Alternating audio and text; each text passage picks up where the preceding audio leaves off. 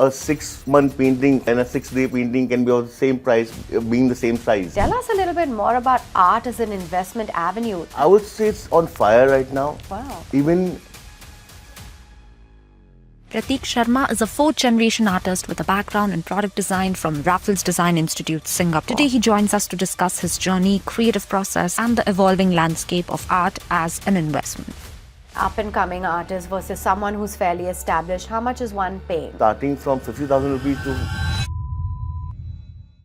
Artists today are very independent. There are artists who are demanding a price which they think it's right and they will not budge. And there are artists, they will make it for X amount of money. What is the kind of return that we've seen for the art market? Would it compare to another asset class? I would say it's...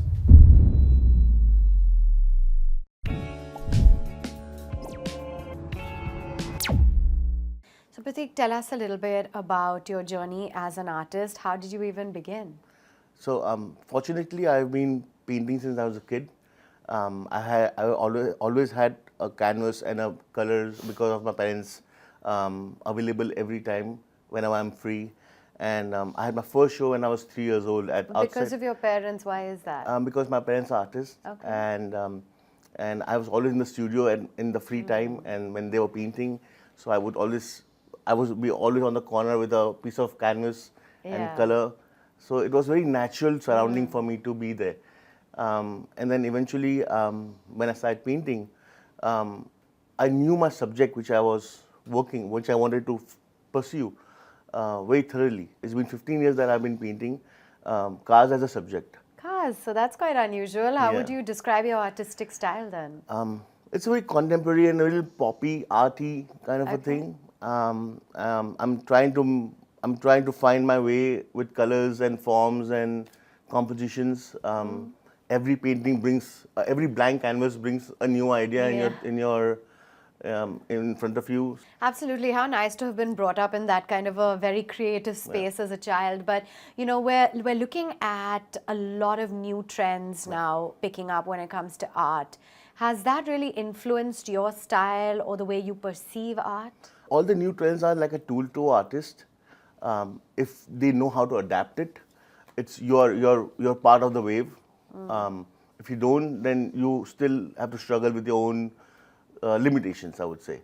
Tell us a little bit more about art as an investment avenue. Is it picking up? Is it popping like the colors of art? I would say it's on fire right now. Wow. Obviously, the masters are the masters, which are always in demand. There is never going to be that they are not going to appreciate because there is limitation of their work.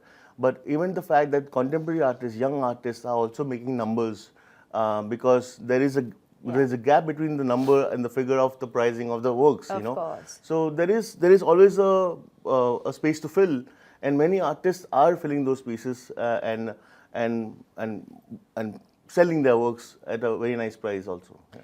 So how do you go about pricing? Because they say that investing in art is sort of like a dice roll. You know, there is no clear benchmark. There is no clear, sort of parameter that you go by. So how does the pricing work? Emerging artists, established artists, what's cool, what's working? Now, for example, emerging artist, I would say I make a whole series of work about your work, and I add the time taken to finish that painting. Now I can't just average out that, okay, this painting has taken me 2 months, this painting has taken me 2 days. Yeah. That's not fair Yeah. to price it. So then you, as an artist in today's time, I would rather price my works as a whole sum of the series that, hey, this series I took these many years to finish and this was my thought process, and I would comply it and make a number to me. And then obviously promote it in that section.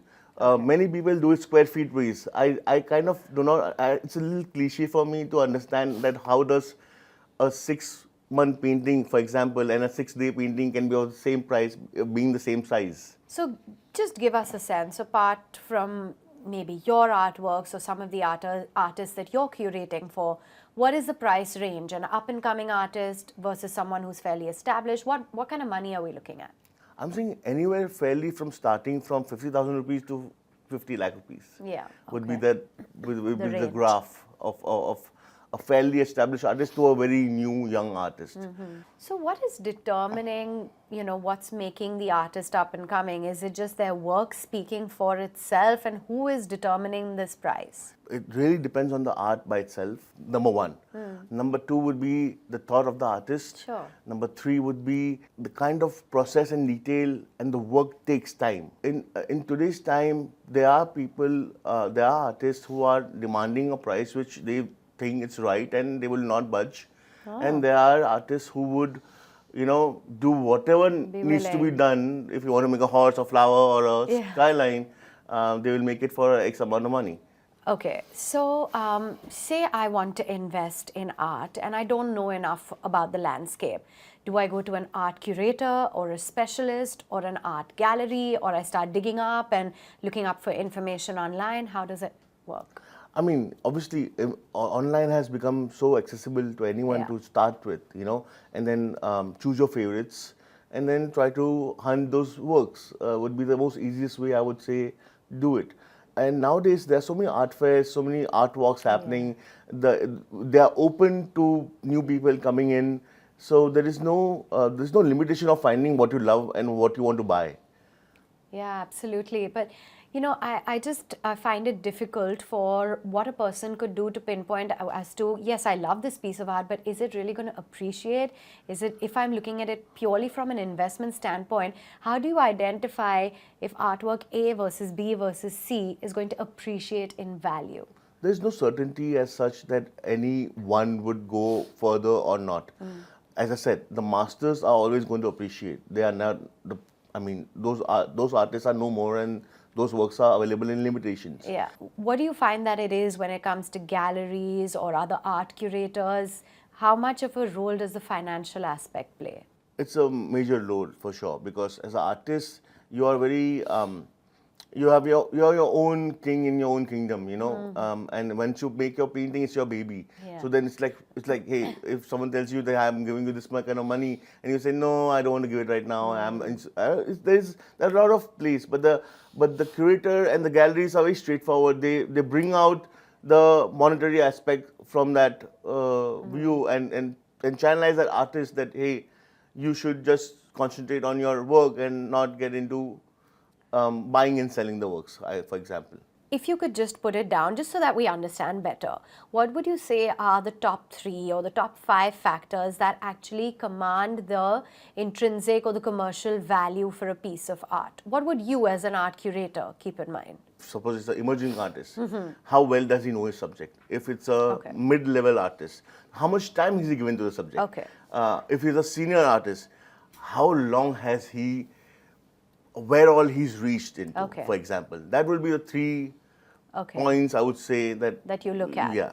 And what about reselling your art? Now, say I've reached that point. Do you do it via an art dealer, or do you go to an auction house like we see? There is dealer, there are curators, there are second-hand market dealers, there's auction house.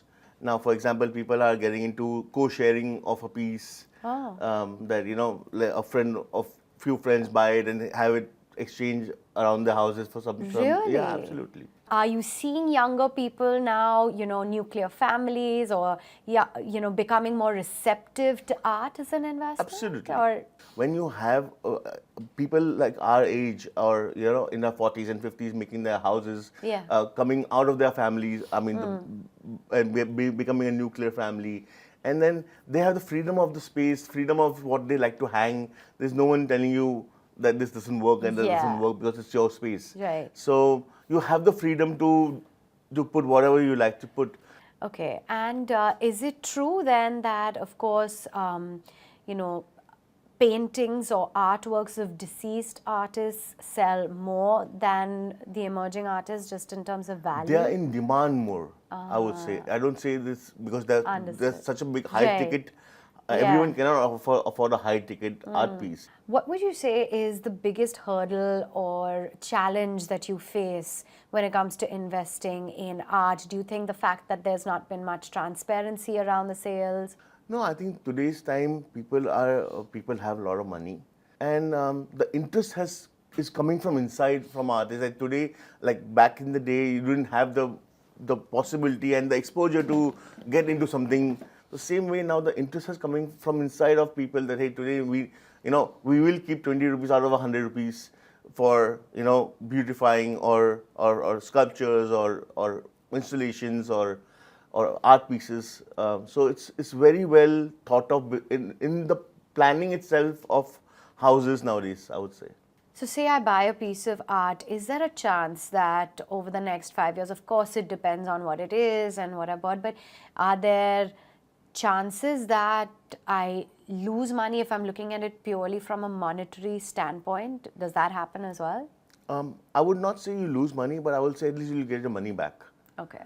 At the price what you buy it into this time, because obviously 5 years the artist also grows and evolves. What about where India stands as a market for art as compared to the rest of the globe? I believe China is also booming right now. What's the Indian art scene looking like comparatively? I would say it's on a high rise right now. Everyone from selling 5,000 rupees to 5 crore rupees is selling. It's not that they are not selling. Is there a worry of the prevalence of like counterfeits when it comes to very famous artworks, and is that a big risk? Yeah, you need to know your provenance very well. What is provenance? Provenance, if the work changes hands, Okay. who bought it first, who bought it second, so on and so forth.